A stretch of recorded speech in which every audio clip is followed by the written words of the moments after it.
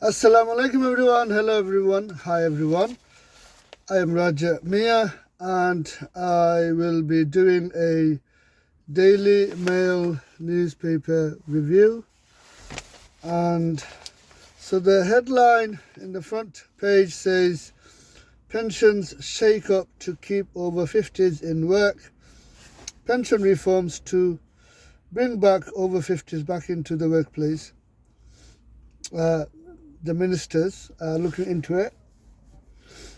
Yeah, and the story is in page 6. And you see, reading is good. I like to read the newspaper. Also, I like to read books. At the moment, I am reading a book called Prisoners of Geography by Tim Marshall. It's very interesting. There's a little bit of politics. And also, for example, Prisoners of Geography.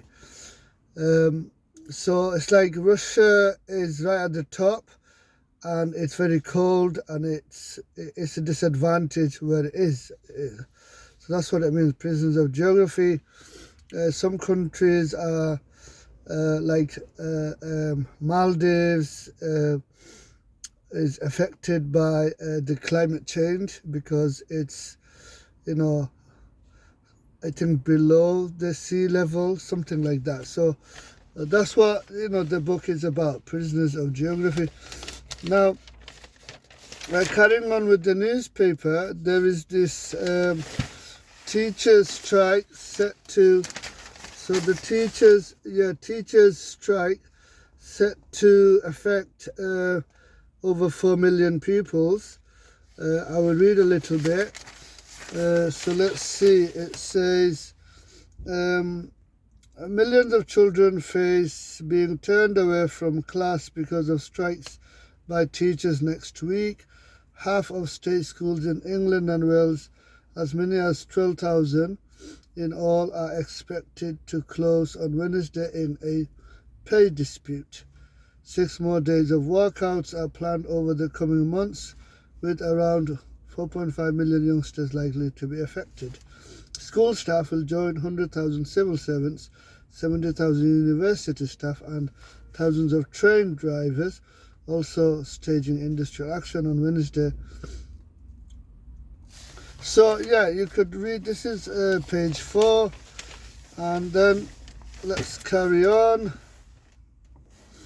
So carrying on with the newspaper summary, page 7, Daily Mail, 28 January, Saturday. This article is interesting. Our Prime Minister Rishi Sunak believes he can still turn it around, meaning turn the economy around, hopefully create more jobs, etc. Carrying on, we have this article.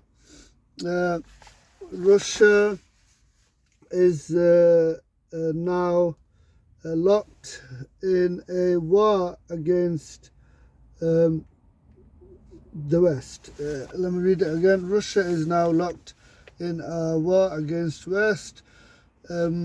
Warning from Europe's defense chief as more nations line up to send tanks and arms to help Kyiv. As you can see, Vladimir Putin in the middle. Another interesting article. I would read it later. And carrying on. This article is very interesting. It's an investigation by Guy Adams, and the headline says, luxury goods from famous UK brands that trumped their ethical credentials are still on sale in Moscow. So regarding the Russian and Ukraine conflict war, these companies said to leave Moscow such as Paul Smith example, and but they are still in Russia, in Moscow, selling their goods. So that's the story. This is page 12 and page 13. And we have another one, another article. This reads, Putin's fighting with even more savagery than Stalin, but Andrew Neil believes, and I think this article is by Andrew Neil, believes Western firepower will prevail with profound consequences. This terrible war is shifting the balance of power in Europe away from Paris and Berlin, and Britain will emerge stronger. So again, it looks it's related to the Russia-Ukraine war, and I will read it at my leisure. Of course, there are many articles in the Daily Mail, and this one is a sad article. Of course, you know, there are more sad articles. This one is about this person in America. I think his name is Tyre Nichols, was beaten up badly by American police officers.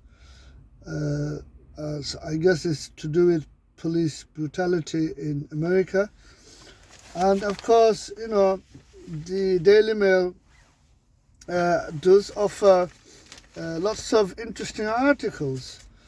And reading is good, because you see, reading increases, basically it's like, you know, exercise is for the biochemical body, physical body, and reading is exercise for the brain.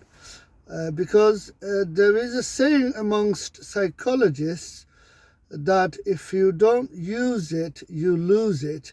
Meaning, if you don't use your brain and the mind, then you will lose it. Meaning, try to read, even if it's 10 minutes a day.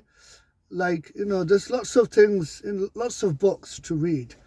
Like I said, I am reading Prisoners of Geography at the moment, and I do read the newspaper, Daily Mail. Well, not every day, but at least 3-4 times a week. Reading stimulates the brain and the mind, and it helps to keep your brain and mind healthy. Thank you for listening.